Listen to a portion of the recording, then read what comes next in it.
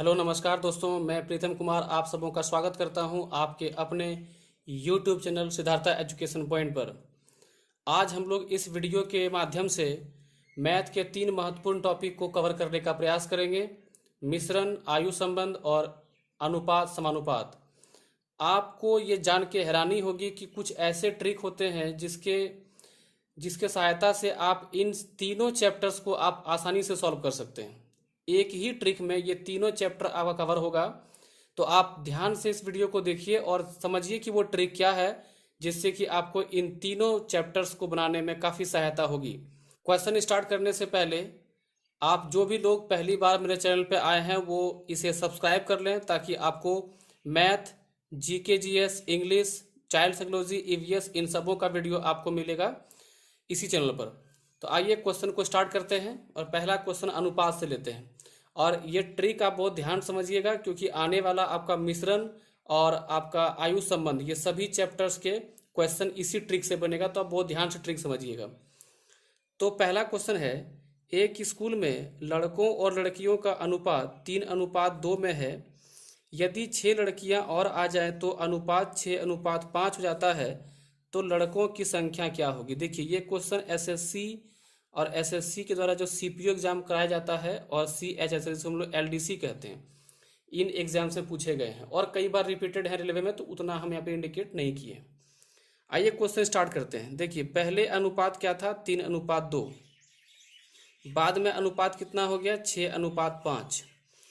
और यहाँ पर बढ़ा क्या है? 6 लड़कियां बढ़ी है। ये बॉयज़ का भाग है और ये गर्ल का भाग है। अगर 6 लड़कियां और जुड़ी हैं तो लड़कियों के अनुपातिक भाग में वृद्धि होनी चाहिए था, लड़का के अनुपातिक भाग में वृद्धि तो नहीं होना चाहिए।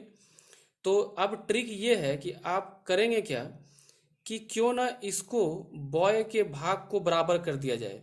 तो बराबर करने के लिए आप अगर इसको 2 से गुना करते हैं तो ये हो जाएगा 3 दूनी 6 और ये हो जाएगा 2 दूनी 4।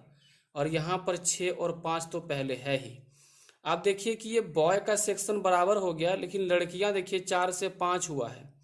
यानी कितना बढ़ा है ये बढ़ा है आपका 1 भाग। और 1 भाग बढ़ने का कारण क्या रहा है? 6 लड़कियां। अगर 1 भाग का मान 6 लड़की है तो आपसे पूछा क्या है? लड़कों की संख्या क्या है?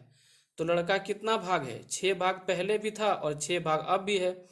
तो 1 भाग का मान 6, तो यहाँ पर निकालना है 6 भाग का मान, तो 6 भाग का मान हो जाएगा 36। ध्यान रखिएगा कि ये भाग जो है लड़की का भाग हो या लड़का का भाग हो, 1 भाग का मान निकालने के बाद आप किसी के मान जिससे भी पूछा जाए, बॉयज़ का या फिर गर्ल्स का, उसके भाग से गुना करके आप बता सकते हैं।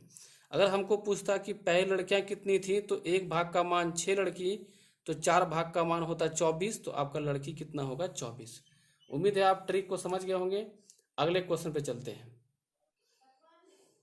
आइए अगले प्रश्न पे चलते हैं। अगला है, 3 कक्षाओं में छात्रों की संख्या का अनुपात 2:3:5 है। प्रत्येक कक्षा में 20 छात्रों की वृद्धि होने पर अनुपात 4:5:7 हो जाता है। तो वृद्धि से पहले छात्रों की कुल संख्या क्या थी? देखिए, ये SSC, LDC, railway, group D वगैरह एग्जाम में पूछा जा चुका है। इसको बनाने से पहले आप अपने मन से, आपको समझाने के लिए हम ABC लिख दे रहे हैं और तीनों कक्षा का अनुपात दिया है 2, 3 और 5। बाद में ये अनुपात हो जाता है 4, 5 और 7। और सभी कक्षाओं में कितना बढ़ता है? 20 छात्र करके। आप देखिए, यहाँ से भी बढ़ा है 2 भाग, यहाँ भी 2 भाग और यहाँ भी 2 भाग। तो हम लोग ट्रिक क्या सीखे हैं कि हमको बराबर भाग का अंतर करना है। ठीक है, यहाँ पर क्या करना है? जब वृद्धि अगर सब में हो तो सबका भाग बराबर करना है। तो ये 2 भाग पहले दिया हुआ है, तो 2 भाग का मान 20, तो 1 भाग का मान 10। और पहले कक्षा का पूरा का मान कितना है? तीनों कक्षा का। तो सब छात्र अगर मिलाएंगे, तीनों कक्षा का मिलाना पड़ेगा। तो 2, 3 और 5 कितना हो गया? 5 और 5 10। तो 10 भाग का मान हो जाएगा आपका 10 गुने 10 बराबर 100। यानी पहले छात्रों की संख्या कितनी थी? 100 थी। उम्मीद है आपको समझ में आया होगा। आप ट्रिक याद रखिएगा कि जब भी बढ़ेगा और सब में बढ़ेगा तो सबका मान समान करना होगा, क्योंकि 20-20 छात्र सब में बढ़े हैं अगर 20 छात्र सब में बड़ा है तो वृद्धि का भाग भी सब में समान होना चाहिए, जो कि 2 भाग यहाँ पे दिया गया है। अगले प्रश्न पे चलते हैं। तो आइए अगला प्रश्न लेते हैं। अगला है, पिता की उम्र उसके पुत्र की उम्र की चौगुनी है। 5 वर्ष पहले पिता की उम्र पुत्र की उम्र की 9 गुनी थी, तो पिता की वर्तमान उम्र क्या है? अब देखिए, ये आपका जो है आयु संबंध से संबंधित क्वेश्चन दिया गया है। तो अब देखिए, चौगुनी होना, तिगुनी होना, ये भी एक अनुपात का ही रूप है। कैसे? देखिए, यहाँ लेते हैं पिता, यहाँ लेते हैं बेटा। पिता कहता है कि पुत्र से चौगुनी, तो पुत्र अगर 1 होगा तो पिता कितना होगा? 4। फिर कहता है कि 5 वर्ष पहले।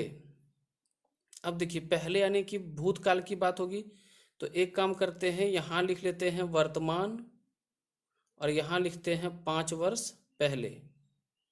एक बार क्वेश्चन प्रैक्टिस कर लीजिए, आप स्पीड से कर लीजिएगा। अब देखिए, यहाँ पर ये 5, सॉरी, अभी कितना है? अभी है चौगुनी, तो 1 बेटा, तो पिता 4। अब कहता है 5 वर्ष पहले पुत्र की उम्र 9, उसकी उम्र पुत्र की उम्र की 9 गुनी थी, तो 5 वर्ष पहले कितना हो गया? ये 9 गुना हो गया। अब ये बताइए कि अगर 5 वर्ष आप पीछे जाते हैं, वही अनुपात का ट्रिक आप ध्यान समझिए कि अगर वर्तमान से ये 5 वर्ष पीछे गया है पिता, तो 5 वर्ष पीछे उसका बेटा भी जाएगा, क्योंकि जितना पीछे आप जाएंगे, जितना व्यक्ति होगा, सबका उम्र उतना पीछे जाएगा। आप जितना साल आगे जाएंगे, दिए गए सभी व्यक्ति का उतना आयु आगे जाएगा। तो यहाँ पे आपको अंतर दिख रहा 5 भाग, यहाँ दिख रहा आपका 0। तो आप एक काम करिए, इन दोनों में जो अंतर है उसको यहाँ गुना कीजिए, और इन दोनों में जो अंतर है उसको यहाँ गुना कीजिए। तो ये हो जाएगा आपका 27, और ये हो जाएगा आपका 3, ये हो जाएगा आपका 32, और ये हो जाएगा आपका 8। अब देखिए, यहाँ भी अंतर 5 भाग और यहाँ भी अंतर 5 भाग।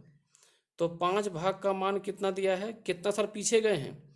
अंतर क्यों दिखा? कि हमने 5 साल पीछे गए हैं, तो 5 भाग का मान 5, तो 1 भाग का मान 1। आपसे क्या पूछा है? पिता का वर्तमान। तो वर्तमान में पिता कितना है? 32 भाग, तो पिता का उम्र कितना आ जाएगा? 32 वर्ष। आप अच्छे से समझिए, ये चैप्टर कभी दिक्कत नहीं करेगी आपको। अगले प्रश्न पे चलते हैं। तो आइए आयु संबंध का एक और प्रश्न लिया जाए। अगला प्रश्न है कि मेरी वर्तमान आयु मेरे पुत्र की वर्तमान आयु से तिगुनी है 5 वर्ष पश्चात। देखिए, पश्चात बने हमें बाद बोल रहा है, फ्यूचर टेंस में। मेरी आयु पुत्र की आयु से 2.5 गुनी हो जाएगी, तो मेरी वर्तमान आयु क्या है? देखिए, ये भी रेलवे का टीसी और सीसी, टीसी सीसी में पूछा गया क्वेश्चन है। तो वर्तमान क्या है और 5 साल बाद, ये देखना है आपको। तो यहाँ लिखिए वर्तमान और यहाँ लिखिए 5 वर्ष बाद। पिछला क्वेश्चन में इसलिए हम 5 वर्ष यहाँ लिखेंगे, वो 5 वर्ष पहले की बात बोले, तो 5 वर्ष पहले की जब बात बोले तो वर्तमान आप नीचे लिखें और 5 वर्ष पहले ऊपर, ताकि आप अच्छा समझ सकें। कहता है कि मेरी उम्र, यानी कोई पिता का उम्र ले लेते हैं, तो फादर और सन। तो पुत्र की उम्र से तिगुनी वर्तमान में, तो ये तिगुना हो गया।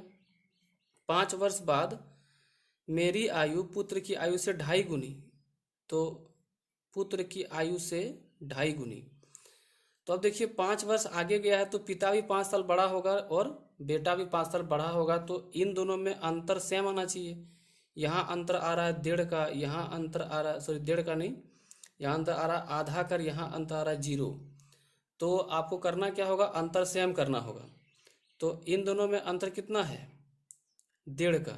तो आप 1.5 से इसको गुना कर दीजिए, इन दोनों अंतर कितना? 2 का, 2 से इससे गुना कर दीजिए, तो ये हो जाएगा आपका 3 1.5 4.5, और ये हो जाएगा आपका 1 गुने 1.5 तो 1.5, और यहाँ 2.5 दूनी 5, और यहाँ 1 गुने 2 2। अब देखिए, इसमें अंतर हो गया 0.5 का, और यहाँ भी अंतर हो गया 0.5 का, दोनों में सेम हो गया। तो आधा भाग का मान 5 वर्ष आगे गए हैं, तो आधा भाग का मान 5 वर्ष। हमको निकालना कितना है? 4.5, क्योंकि वर्तमान में कितना है? 3 1.5 4.5, ये है आपका अनुपात। ध्यान रखिएगा, अनुपात आपका ये रहा है। तो 4.5 किसका है? वर्तमान का। किसका? पिता का। तो पिता का ही पूछा है, मेरी उम्र मैंने कि पिता मान लिए हैं, तो 1 भाग का मान 5/0.5 और 4.5, तो यहाँ से पॉइंट उड़ गया 0, 5 से काटेंगे आप 10, ये पॉइंट जाएगा नीचे और ये 10 कट गया, कितना बचा 45, यानी पिता की उम्र कितना होगा अभी 45 वर्ष। उम्मीद है आपको समझ में आ गया होगा। ठीक है, आप बढ़िया से ट्रिक को समझिए और इसको अप्लाई करिए। आपके किताब में होगा कई क्वेश्चन, देखिए बहुत आराम से क्वेश्चन बनेगा। अब देखिए अगला प्रश्न है, एक मिश्र धातु के 400 ग्राम में जस्ता तथा तांबा में 5:3 में अनुपात है, तो उस अनुपात को 5:4 करने के लिए कितने ग्राम तांबा और मिलाना होगा। जस्ता को हम जे लिख देते हैं, तांबा को टी लिख देते हैं। तो अनुपात है 5:3 और ये दोनों मिला कितना है 400 ग्राम।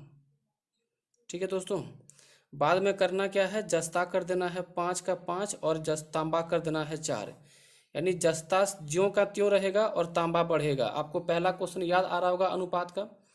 तो करना क्या होता था, हम लोग एक भाग मान निकालते थे और आराम से हम लोग काम कर लेते थे। अब देखिए 400 भाग में जस्ता का 5 और टीन का 3 है, यानी 8 है।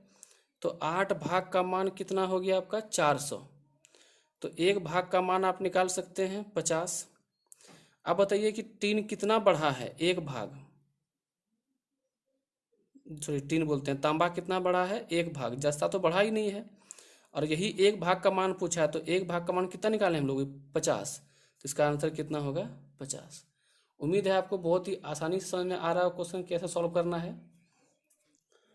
अगला प्रश्न है, दूध और पानी के 45 लीटर मिश्रण में दूध और पानी का अनुपात 2:1 है। जब मिश्रण में पानी की कुछ मात्रा मिला दी जाती है तो यह अनुपात 1:2 हो जाता है, तो कितना पानी मिलाया गया। देखिए ये हो गया आपका मिल्क और ये वाटर। देखिए ये भी क्वेश्चन आपका FCI में पूछा गया है, फूड कॉर्पोरेशन ऑफ इंडिया, ये भी SSC द्वारा कंडक्ट होता है एग्जाम। तो मिल्क का पहले दिया है 2, वाटर का 1, बाद में मिल्क 1 और वाटर 2 हो जाता है वाटर को मिलाने के बाद। अगर वाटर को मिलाया गया है पानी को, तो मिल्क के भाग में कोई अंतर नहीं होना चाहिए। तो आप क्या करेंगे कि इन दोनों को सेम करना है, तो इसको आप 1 से गुना कर दीजिए, इसको आप 2 से गुना कर दीजिए। तो ये हो जाएगा आपका 2 एकम 2 और 1 गुने 1 1, 2 एकम 2 और 2 दूनी 4। ये आपको ध्यान रखना है कि खुद से इसको इक्वल करने का प्रयास करना है, जो नहीं मिलाया गया है उसको इक्वल रखना है। तो इसमें कितना बढ़ा है 3 भाग का मान निकालना है खाली हमको। तो पहले एक भाग निकाल लेते हैं। अब ध्यान रखिए गुना करने के बाद जो आपका अनुपात होगा वही आपका रियल अनुपात होगा। तो 2 और 1 3 भाग का मान कितना है, कुल कितना है 45। देखिए ये मिल्क का भाग, ये पानी का भाग मिला कितना दिया हुआ है 45 लीटर। तो 3 भाग का मान कितना हो गया 45 और हमको 3 भाग का मान ही चाहिए, तो आपका आंसर कितना होगा 45 लीटर। अब इसका एक बेहतरीन ट्रिक आप समझिए, इसका ट्रिक एक बेहतरीन ट्रिक होता है, समझिए क्या होगा। जब मिश्रण का ऐसा सवाल दिया जाए और जो अनुपात दिया जाए बाद में कुछ मिलाने के बाद उसी अनुपात को उल्टा दिया जाए, तो आपका मिश्रण की जितनी मात्रा होगी आपका मिलाया गया वस्तु का मान भी उतना ही होना चाहिए। ध्यान रखिएगा कि अनुपात बिल्कुल सेम रहे, खाली पलट जाना चाहिए। तो जिसको भी मिलाने की बात की जाएगी वो उतना ही मात्रा होगा जितना कि मिश्रण का मात्रा होगा। आइए एक और क्वेश्चन को देखते हैं। इस क्वेश्चन को पढ़ते हैं।